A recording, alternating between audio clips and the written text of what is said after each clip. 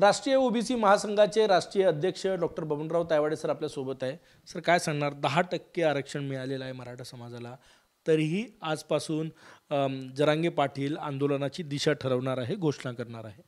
नाही, खरं म्हणजे मी आपल्या माध्यमातून सर्वात प्रथम या राज्याचे माननीय मुख्यमंत्री माननीय आमदार एकनाथरावजी शिंदे, दोन्ही उपमुख्यमंत्री माननीय देवेंद्रजी फडणवीस, अजितदादा पवार आणि त्यांचं संपूर्ण मंत्रिमंडळ यांचं राष्ट्रीय ओबीसी महासंघातर्फे आणि संपूर्ण ओबीसी समाजातर्फे अभिनंदन करतो, आभार मानतो की त्यांनी आम्हाला जो शब्द दिलेला होता तो फिरवला नाही, तो पाळला आणि आमच्या ओबीसीच्या संविधानिक आरक्षणाचं संरक्षण केलं. आणि त्याच वेळेस मराठा समाजाला सुद्धा ते सुरुवातीपासून जे बोलत होते की आम्ही मराठा समाजाला आरक्षण देण्याकरता कटिबद्ध आहोत, संविधानाच्या कक्षेत बसणारं आणि न्यायालयाच्या कसोटीत बसणारं आरक्षण देण्याकरता आम्ही कटिबद्ध आहोत. आणि काल संपूर्ण कायद्याचा अभ्यास करून राज्य मागासवर्गीय आयोगाच्या शिफारसीनुसार SC ST ओबीसीला मिळणारं 50% आरक्षण सोडून अतिरिक्त 10% आरक्षण देण्याचं काल विधेयक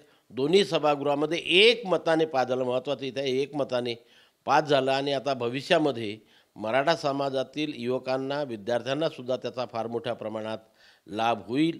आणि त्यामुळे मराठा युवकांनी आता या आरक्षणाचा लाभ घ्यावा असं मी आपल्या माध्यमातून आवाहन करेन. जरांगे पाटील आंदोलनाची दिशा ठरवत आहेत, आज घोषणा करणार आहे ते. नाही, आता आंदोलन कशाकरता हा आता संपूर्ण समाजासमोर प्रश्न उभा राहणार आहे. आता त्यांचं फक्त एकच म्हणणं आहे की सगळे सोयऱ्याची जी अधिसूचना सरकारने काढली होती त्याची अंमलबजावणी एकच शब्द ते वापरून राहिलेले आहे 3 दिवसापासून.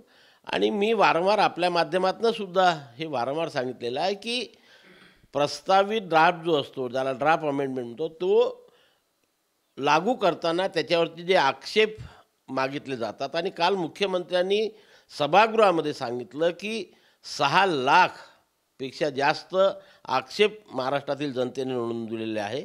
एवढ्या मोठ्या प्रमाणामध्ये आलेले आक्षेप यांचं निराकरण करण्याकरता आम्हाला थोडा वेळ लागणार आहे. आणि त्याच्यानंतर आम्ही त्याचीसुद्धा अंमलबजावणी करणार आहोत. आणि आम्हालासुद्धा कळते की एवढ्या मोठ्या आक्षेपाचं निराकरण करण्याकरता जो वेळ लागतो तो सरकारला द्यावाच लागतो, कारण ती एक प्रकारची प्रक्रिया आहे. इतके मोठे आक्षेप आले 6 लाखपेक्षा जास्त, तर काहींची मागणी आहे की ती अधिसूचनाच रद्द करावी. नाही, आता तो सरकारला निर्णय घ्यायचा आहे. आज प्रक्रिया सुरू आहे, त्याच्यामुळे आज त्याच्यावरती आपण वक्तव्य करणार नाही. निर्णय प्रकारचे आक्षेप त्याच्यावरती असेल. आणि म्हणून जे काही आक्षेप आलेले आहेत त्याची योग्य प्रकारे छाननी होऊन त्याचा अभ्यास करून काय स्वीकारायचं आणि काय नाकारायचं हे झाल्यावर ते लागू करेल सरकार. आणि म्हणून थोडा वेळ सरकारला याच्याकरता आंदोलनकर्त्यांनी द्यायला पाहिजे. जरांगे पाटील यांचं आंदोलनाची दिशा ते आजपासून ठरवणार आहे. काय वाटतं, मराठा समाज आरक्षणाचा लाभ घेण्यासाठी आता तयार करेन की हे आरक्षण मिळालेलं आहे की आंदोलनाला पाठिंबा वाढेल, काय परिणाम? नाही, नक्कीच. हे बघा, आतापर्यंतही 2 वर्ग त्या ठिकाणी होते की एक असं होतं की ज्यांना स्वतंत्र आरक्षण पाहिजे होतं. ज्या वर्गाला स्वतंत्र आरक्षण पाहिजे होतं ते जल्लोष करून राहिले कालपासनं. आणि आता काही लोक यांच्या मागणीप्रमाणे सगळ्या सोयऱ्यांच्या अधिसूचनेकरता प्रतीक्षेमध्ये आहे.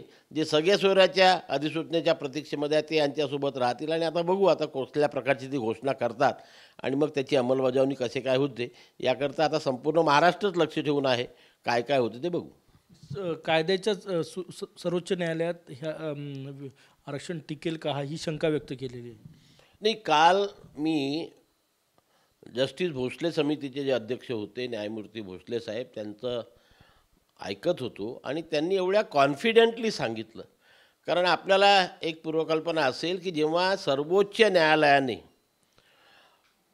फडणवीस साहेबांनी दिलेलं आरक्षण रद्द केलं होतं तेव्हा सर्वोच्च न्यायालयाने ज्या काही त्रुटी काढल्या होत्या त्या त्रुटीचा अभ्यास करण्याकरता राज्य सरकारने न्यायमूर्ती भोसले साहेबांच्या अध्यक्षतेखाली एक समिती गठीत केली होती, ज्याच्यामध्ये अनेक विधितज्ञ होते.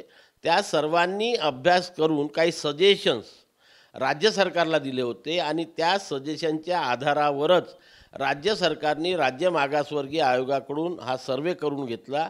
आणि ज्या ज्या काही त्रुटी होत्या त्या त्रुटी दूर करण्याचा प्रयत्न नक्कीच झाला असावा असं भोसले साहेबांनी सुद्धा काल सांगितलेलं आहे. कारण अहवाल त्यांनी पण वाचला नाही, आम्ही पण वाचला नाही असून, आणि मग जर त्या दूर झाल्या असतील तर त्या सर्वोच्च न्यायालयामध्ये नक्कीच टिकेल अशी आशा त्यांनी सुद्धा बाळगलेली आहे आणि आम्ही सुद्धा बाळगायला काही हरकत नाही. गेल्या काही दिवसात राष्ट्रीय ओबीसी महासंघ किंवा ओबीसी समाजाचे आंदोलनं महाराष्ट्रभर सुरू होते, त्यांच्या मनात भीती होती. आता हे आंदोलनं थांबणार आहेत का?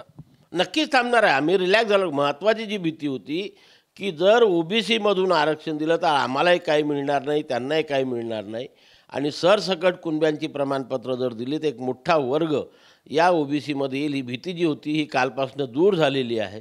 आणि म्हणून आता ह्या मागणीच्या व्यतिरिक्त आता आमची भविष्यामध्ये जी प्रमुख मागणी घेऊन आम्ही आता राज्य सरकारशी संघर्ष करणार आहोत की ज्याप्रमाणे 1 महिन्यामध्ये मराठा जातीचं मागासलेपण तपासण्याचा सर्वे आपण केला, त्याच धर्तीवरती या राज्यातील संपूर्ण जातीची जातनिहाय जनगणना करून लवकरात लवकर ती आकडेवारी घोषित करा आणि संपूर्ण ओबीसी समाजाला न्याय मिळवून द्या. कॅमेरामॅन सचिन सायमसह गजानन माटे, TV9 मराठी, नागपूर.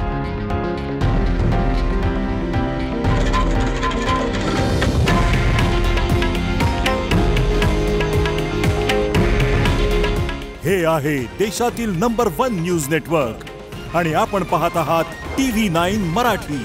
काळजी तुमची, हित महाराष्ट्राचं.